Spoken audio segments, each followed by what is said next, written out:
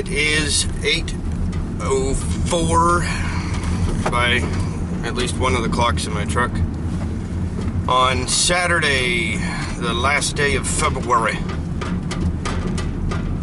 I got a call for no heat from a woman, and I called to see if she was, or called to let her know I was coming, and I didn't get any answer. But I was not able to pick up my paycheck on Friday or Thursday, and so the boss has got my check at his house since I will be out of town Sunday, Monday, and Tuesday. Another fine example of why direct deposit is a good idea. But if I make it to the boss's house without getting a call back from the customer, I will probably not bother going until I get a call. Literally, as soon as I stopped the camera, the customer called back. She's not able to get the heat to come on.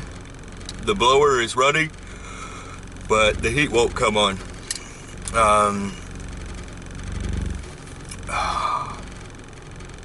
And I guess there was some repair done recently, so we'll go ahead and hit the road and see what we find.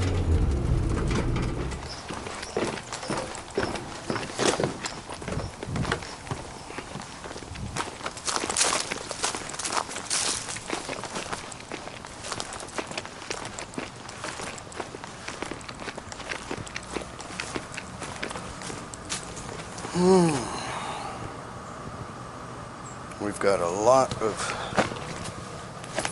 blackness in the burner compartment coming out the flue stack. Got a Train XL 1200,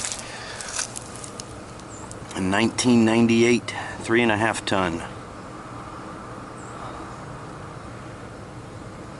Let's see what we got here.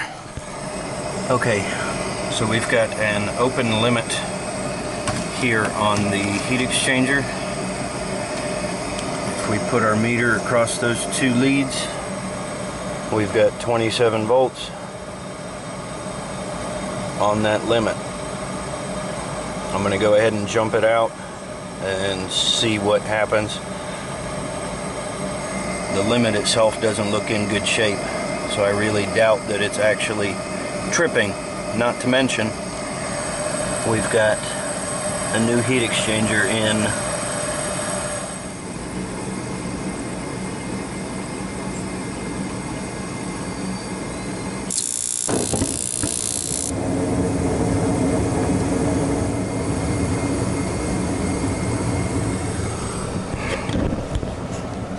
I'm going to let it run and see what my combustion looks like.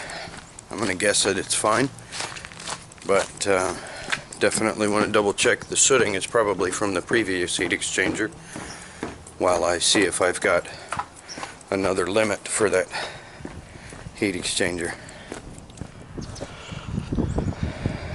I had a customer give me a water last night on my last call, and I guess I put it right there on the windshield, and it drove all the way from Spring Lake to Holly Springs, and from Holly Springs back down to Fayetteville, and it's still there. It's nice and cold too.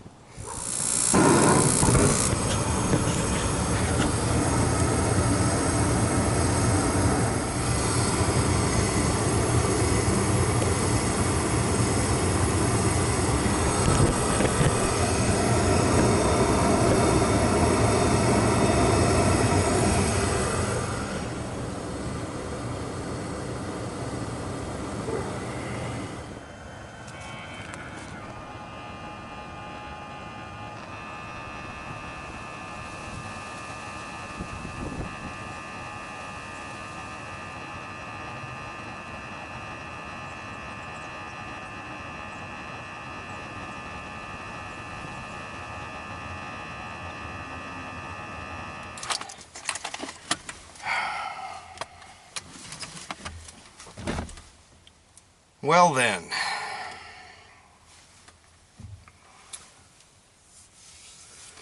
we've got a heat exchanger. Came back and did the rollout switch. A few days after that. Now I'm putting in a heat exchanger limit,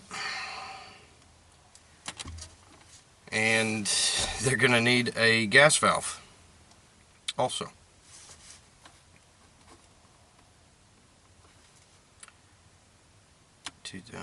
What is that, 17 years?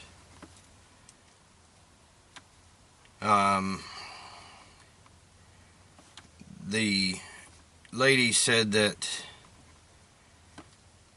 her decision to put a heat exchanger in it was based on the fact that she had money to do a heat exchanger but couldn't afford to do a system replacement. And those types of situations are unfortunate, because a new heat exchanger was of very little benefit to her, obviously. She has, even in the last 14 days, had parts failing on top of what she'd already paid for the heat exchanger. I did survey the thermostat, and she said that her son-in-law put in a new thermostat for her, and when he did that, evidently he did not realize that her old system was a two-stage system, because we've got a single-stage thermostat on the wall. It's heat pump compatible, but won't run two-stage. It's got an OB terminal on it. So at this point, I disabled the second stage. Not that I had to. It wouldn't work anyway, because the thermostat wasn't bringing it on, which leads me to worry or concern if there was proper check done at the time that the heat exchanger was put in. If it was checked after the heat exchanger was put in, these issues, you would think, would have been found. I'm not faulting the technicians that were here before. I'm just questioning whether it's possible that the system was performing properly previously when the heat exchanger was replaced. The pistons looked like they were converted for propane, but I can't get that second stage spring on the gas valve to do any kind of adjustment. And my gas pressure in second stage was 13 inches. Just puzzling, I guess. Anyway, I can't seem to write and talk at the same time, so I'm going to finish up this invoice, and we'll catch you guys here in a little while. 3.8 miles. Okay then. Turn right on Martin Luther King Jr. Freeway. Mr. Mini Split called with the multi-zoned Fujitsu. He said that obviously the system is still not reaching set point. I didn't bother to go through the question of whether it's not reaching set point but continuing to try to run, or if it's stopping before. He said that it does seem to be sensing better at the wall control rather than the ceiling cassette. So we're going to end up scheduling an appointment for that, because if we're going to go out again, we're going to go ahead and recover, evacuate, recharge per length of refrigerant piping. And then I got another one. Lady said that someone was out about a week ago and the heat is messing up again, whatever that means. So I guess we'll find out. Well, this ought to be interesting. I just got a call for a system that apparently caught on fire. Obviously it could be something else, but I guess the mail carrier smelled the smell and told the homeowner, and apparently the mail carrier knew what it was, or knew that it was on fire or caught on fire or something. So once we finish up with this one, we will head out that way and see what we find when we get there. So stay tuned, might be exciting.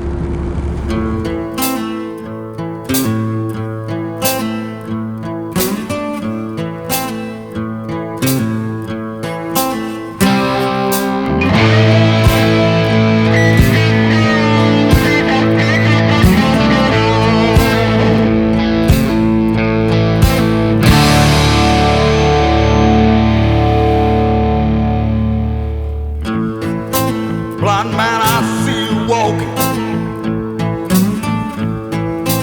through this cold, cold night. Blind man, your heart is heavy.